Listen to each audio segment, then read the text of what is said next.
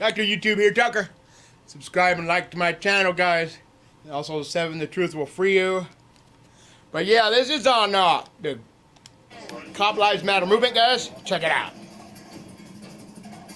A Texas sheriff's deputy was shot dead while pumping gas in an unprovoked assassination. People are asking, do cops' lives matter too? I'm John Phillips, and this is The Rundown. The suspect in Texas isn't talking about why he did it and has a history of being ruled mentally incompetent to stand trial, but he is black and the deputy is white.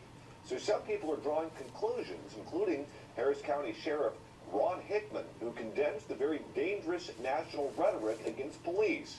Here's some of what he had to say.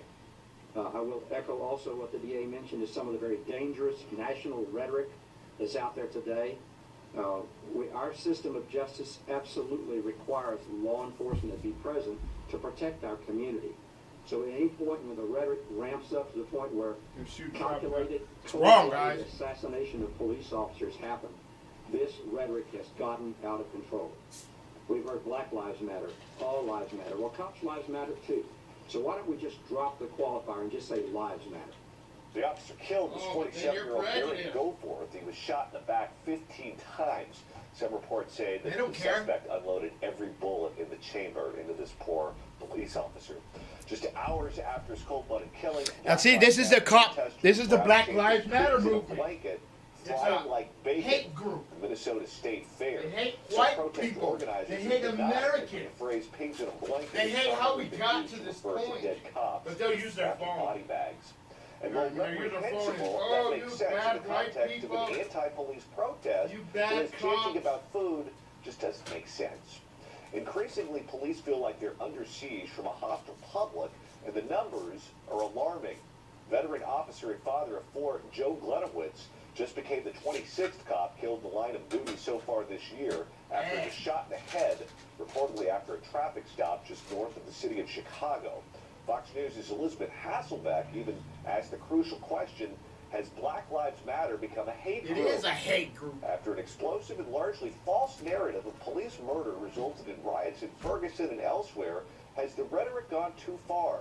Have we decided to give the lives of often violent criminals the same way as the police who protect us from these people? Or are the protesters justified? To explore this question and much, much more, we turn to our pal Scott Ott, who's a PJTV contributor and author from his home studio in Dallas, Texas. Joining me here in Toasty, Southern California, stand-up comic and PJTV contributor Stephen Cruiser. Cruiser, we'll start with you. I remember after the Oklahoma City bombing, when Timothy McVeigh blew up that federal building, Bill Clinton came out and effectively blamed the contract with America and the Republican Revolution in 1994. Clinton, of course, got hammered in that midterm election. The Republicans were riding high. Clinton was at his lowest point in his presidency. And then he used that opportunity to blame anti-government rhetoric, and then his poll numbers started to rebound, and he was ultimately able to successfully win re-election in 1996. Should Republicans go out in public and effectively make that same argument right now against these anti-cop protesters, these Black Lives Matter protesters, and say, you know what, your rhetoric has gotten so hot that people are getting picked off right and left, and if you weren't out chanting things like pigs in a blanket, maybe this wouldn't happen? Yes, because it's true in this case. It's very much so the case here. You've got professional agitators going out spewing it. Social media is one of the things that was not in play back in 1995 that we're dealing with now, too. There are so many erroneous facts being disseminated via social media about the statistics about how many killings there are, with no context whatsoever. That fuels a lot of this too. So it's fueling anger. When they go to these places like Ferguson, they're agitating for violence. That's what nobody was mad when the place started burning down. And this has been going on. I saw an argument today about somebody was saying, well, there aren't as many cops not as many cops have been killed this year at the same point. And guess whose sheriff was at the Black Lives Movement Matter in Tucson? Our sheriff, guys. That guy is either the stupidest man alive or he's not. We'll find out, huh? A guy that even the Holder Justice Department couldn't get behind. But the media went with the false narrative on Michael Brown all along, and it's been inciting people ever since, because there are millions of people in America who still think Michael Brown was unjustly killed and was never at fault there. Scott, is the temperature as hot now as it was in the 60s and 70s in terms of this anti-police feeling that we have right now on the left? I don't know that, because I was a baby, essentially, during the 60s. Huh? I mean, I escaped from the 60s at the age of 9, I think. And so I really don't know how to place that in context. And if you read it historically, you just get the Polaroid snapshot. And I think that's the risk here, frankly.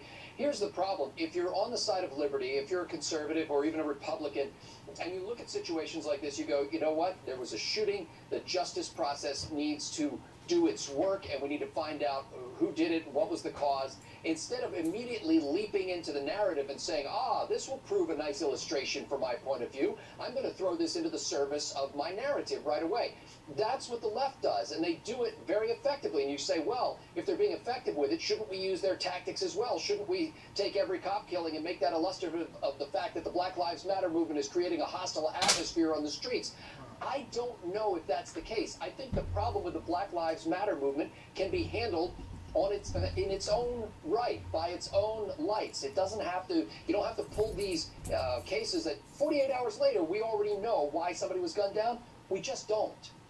Generally, before you, please, can I say this? Generally, I agree with exactly what Scott said there about tactics, but in this case, I actually do believe it's become an insightful hate group. That's why I'm not just co-opting their tactics. I'm not saying, because I think that's I'm not saying it's not an insightful hate group, Stephen. I'm just saying that to use these cases, just the way the Black Lives Matter movement has taken, the Michael Brown case or the case in Baltimore, and they say, oh, well, this is an illustration of what a terrible problem we have in this country.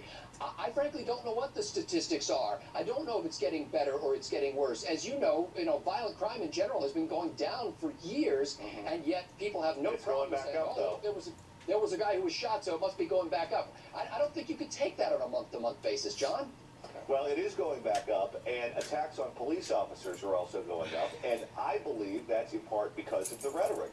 When you have people on television effectively saying, yeah, you don't have to listen to a police officer. You can do whatever it is that you want. If you want to go for the gun, go for the gun. We'll create some false narrative and say that you got shot in the back. Despite what the facts say, despite what we learned from the physical evidence, the Michael Brown case, and I'm going to throw the media in with protesters on this one because they had journalistic malfeasance throughout that entire case, where the facts just became a jump ball.